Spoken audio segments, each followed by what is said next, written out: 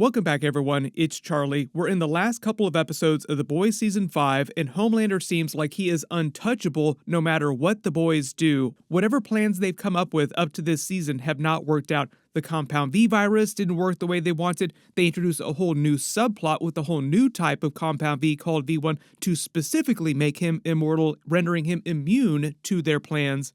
And it seems like he's actually going to get it and he will become immortal. And every time it seems like the boys have gotten even close to hurting him in previous seasons, something always happens to prevent them from finishing the job. Make all the milk jokes that you want, but it does seem like Homelander has grown less weak to milk and women as he was in previous seasons. So the question is, how do the boys actually stop Homelander if both he and Sage separately seem like they're determined to kill most, if not all of the human race, especially in Sage's case? Homelander just wants to kill most of the human race. Sage wants everybody dead. Heading into the last couple of episodes, they really want you to feel like this is an insurmountable threat and nobody will be able to stop Homelander. Nothing will be able to stop him. Even Sage, who seems like she's using what's supposed to be her perfect brain, perfect planning ability to counter what Homelander is doing and prevent him from achieving immortality. Yes, you could make all the jokes about plot armor. There's a lot of plot armor protecting Homelander into the final episode because the show itself has started to pivot more around him than the comics ever actually did. There have been a lot of people complaining about the plot this season and them hijacking a lot of it to set up Soldier Boy's prequel series and a lot of the other Vought prequels that they're doing. They call it the Vought Cinematic Universe. So the show is kind of turning into a parody of itself, which they themselves made fun of Marvel for in previous seasons for trying to do too many spin-offs. But there have been a couple clues this season that seem like they've already revealed what Homelander's true fate, his ending, is going to be and how they deal with him once and for all. So we will break it all down. Even though there has been a lot of side quest energy this season, they have dropped a couple really big clues about how they're going to end the show. Showrunner Eric Kripke already said that they're changing the end of the comics. There are some similarities, like Homelander and the boys have their big final battle in the comics in the White House, and it seems like there have been several scenes in the trailers of Homelander sitting in the Oval Office behind the president's desk, implying that they will also have a big battle in the White House at some point. I see you are practiced in worshipping things that fly. Now, kneel before Zod. And I do think there's going to be a lot of big deaths that happen in the comics with side characters. Some of the main characters will still happen, just not the way that they did in the comics. But one of the biggest changes seems like it's going to be Homelander's ending, and the show seems like it's been telegraphing how they're going to do this. So in order to understand how they're changing Homelander's ending, you need to know what the comic book ending for his character is. The comics have been out there for a long time, but I will say, spoiler warning for Homelander's ending in the comics. So just a reminder that this will not be his ending on the show. So it's not meant to be a spoiler for the show, but it is a spoiler for the comics. Eric Kripke and Nathan Mitchell, the actor who plays Black Noir under the mask on the show, already said a long time ago, like many seasons ago, that their version of the Black Noir character was nothing like comic book Black Noir, who was a clone of Homelander in the comics that Vought created as a contingency if that version of Homelander ever went off the rails and designed to be more powerful than him as well, so that he could kill him. And in the comics, that Black Noir Homelander clone was the one who actually does all the really messed up, twisted WTF stuff that Homelander gets blamed for. On the show, that's very clearly not the case. There's only one Homelander, and he is definitely responsible for all the terrible stuff that he gets up to. Generally, the comics aren't nearly as much of a parody of real-life political figures as the show has turned into. It's more of a parody of DC Comics and Marvel Comics major characters with a little bit of satire of real-world political goings-on at the time. The show has really turned into that political satire in a much bigger way. And at least on the show, unlike the comics, there have not been any superheroes who are physically stronger than Homelander and could actually beat him in a traditional one-on-one brawl. Even Soldier Boy wasn't quite powerful enough to defeat him in a brawl. But there were a couple times when they got real close to getting him, with Huey and Butcher both using their temporary Compound V powers, and Soldier Boy trying to use his energy blast to depower him permanently, making it easy for them to finish him off because his blast burns Compound V out of people's bodies. They also showed in the more recent episode that it was able to burn V1, the more powerful version of Compound V, out of his friend Quinn's body, removing his powers too. So it's able to burn any type of Compound V out of people's veins. So at least right now, it seems like Soldier Boy's energy weapon is the only real threat to Homelander if he does get the V1, and it does seem like he's going to get the V1 and become immortal. And because they clarified that it only burns the V serum out of people's bodies, it means it wouldn't work on Ryan either. I've had a couple questions about this I've seen, who has no compound V of any kind in his veins because he was born a soup naturally. So Ryan is safe, I think. I think this is the show telegraphing that Ryan will survive the finale no matter what happens. Whatever plan they have for Homelander in the finale, Ryan will survive. At least I was brave enough to try. Well, it's a fine line between bravery and stupidity, son.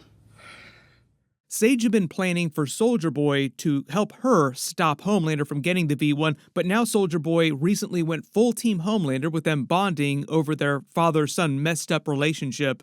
And it seems like he will help him get the V1, become immortal, and the two of them have formed their own faction against Sage and the boys, who, based on the trailer footage recently, seem like they've now teamed up, Sage teaming up with the boys, because they are her measure of last resort. She had been doing everything she could to prevent Homelander from getting the V1 so that the Compound V virus would eventually work on him and the rest of superheroes because she wanted the whole planet to be wiped so that she could be left alone to read her books in peace with nobody bothering her.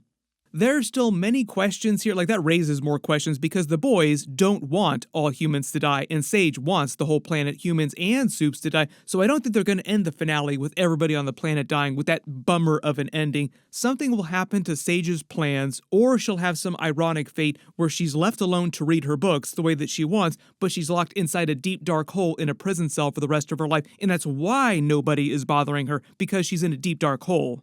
And based on all the clues the show has been dropping about Homelander's ending, it really does feel like they want you to think ultimately Soldier Boy will depower him, and the worst fate for Homelander, the bigger nightmare for him, which I think would be a more ironic ending, is if they let him live, but he doesn't have his powers, and they pay off A-Train's insult at the beginning of the season before Homelander killed him, where he shook him, like he shook Homelander, saying that he was nothing without his powers, he was just a joke. And more recently, Stan Edgar literally told him the exact same thing, and it seems like it was the show's way of reminding you this is how we plan to end Homelander. So the show really wants you to remember that idea. Homelander's real nightmare is not having the powers which he believes are the thing that makes him special. They let him live without his powers, and he's too much of a coward to end his own life, so he just is forced to continue living like a regular person, and they just lock him up in a prison cell. Everybody on the planet thinks he's a joke, no one is afraid of him ever again, and Stan Edgar, the actual smartest sounding person on the show, even though technically Sage is supposed to be smarter, everything that comes out of Stan Edgar's mouth makes him sound like the smartest person on the show. When have you ever done anything remotely interesting or original? Remember, he more accurately predicted the future, I think telegraphing the future of the show beyond the finale. Things go back to normal status quo. He takes control of Vought again like he said he would and turns it back into the heartless corporate capitalism machine that it was before, and the only difference now is that there's no threat of Homelander. I also wouldn't be surprised if Soldier Boy also survives because Jensen has that big prequel series that's coming out after this, so I don't think they want Soldier Boy's ending to be that big of a downer right before they debut episodes of his prequel series. And because Soldier Boy isn't really a threat to anyone if you really think about his actions on the show. All he wants to do is just party and get it on with like every person that looks at him sideways. And even though he is a complete degenerate, he's not certifiably insane like Homelander was, and they've already shown that they can ice Soldier Boy in cryo if they really want to put him on ice. So it really does feel like Homelander's ending is going to be a hashtag justice for A-Train kind of moment because it'll be paying off his statement at the beginning of the season. Homelander, yes, is nothing without his powers. He is not special at all. Stan Edgar said it himself in a recent episode. He never did anything interesting with all those special abilities that could have made him an even better person. That was also a rare moment where they were pulling a comic book speech and using it on the show, like it was ripped right out of the comics. So the show is able to have a happier ending that is also still deeply, deeply cynical in the tone of the boys' comics like you would normally expect. They're able to prevent everybody on the planet from dying, they stop Homelander, but things do go back to a very pessimistic status quo where capitalism is the real villain. Corporations, Stan Edgar, technically just as bad as Homelander, but in a different type of way, a more insidious type of way. Also remember the reason for that kind of plot armor with them wanting to take things back to relative status quo post-Homelander in like a post-Homelander world is because they have a lot of other spin-offs like The Boys Mexico series. The Gen V TV show was also just canceled, but Eric Kripke, who's also kind of in charge of all the different spin-offs and prequels, said that they plan to put those characters, the Gen V characters, in other spin-offs that they're developing right now that they have not announced yet.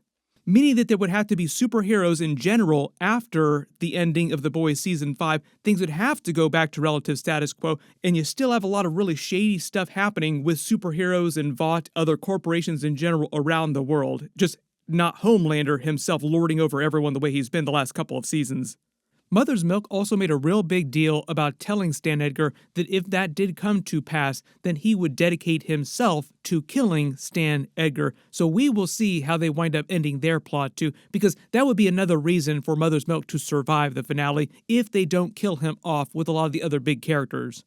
Basically giving his character and any other boys-related characters that do survive the finale that they don't wind up killing off something to do going forward in this timeline if there are going to be other spin-offs. And all those connected shows need a greater central villain to rally everybody around, like a singular figure that you can point at and say, oh, he's like the overarching villain of this universe. And it just seems like next to Homelander's character, Stan Edgar, Giancarlo Esposito is the best, most complex villain that the show has. So it's in their best service to keep him around in this universe going forward with all these other spin-off shows. Corporations must still grow.